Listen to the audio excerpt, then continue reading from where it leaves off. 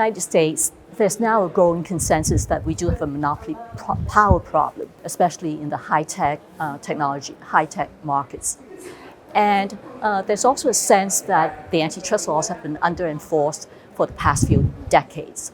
So that has given rise to a healthy debate among not just antitrust scholars, but in the broader society as to what antitrust can do about it and whether antitrust is up to the task of solving these problems. And this has given rise to a new movement, which is sometimes called Hipster Antitrust, it's sometimes called New Brandeisians Antitrust, or sometimes called populist antitrust. This movement believes in radical restructuring of the antitrust laws. And one of the proposals is to abandon the consumer welfare standard because, in their view, it is too narrow and it does not solve the problems that we are now seeing in the technology, the digital platform markets.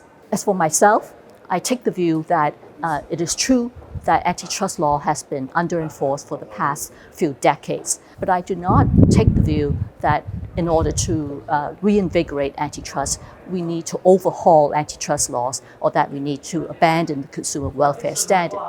I have 3 points that I want to make. And one is that it is possible to strengthen antitrust enforcement within the consumer welfare paradigm. And that is because the consumer welfare paradigm has a much broader reach than most critics assume. And secondly, I think that some of the problems that are being targeted can be done just by fixing some of the problems with the implementation of the consumer welfare standard. In other words, antitrust has fallen short not because of legal deficiencies of the consumer welfare standard, but because of problems of implementation and other factors. So a better way to solve those problems is to just make intelligent reforms within the system.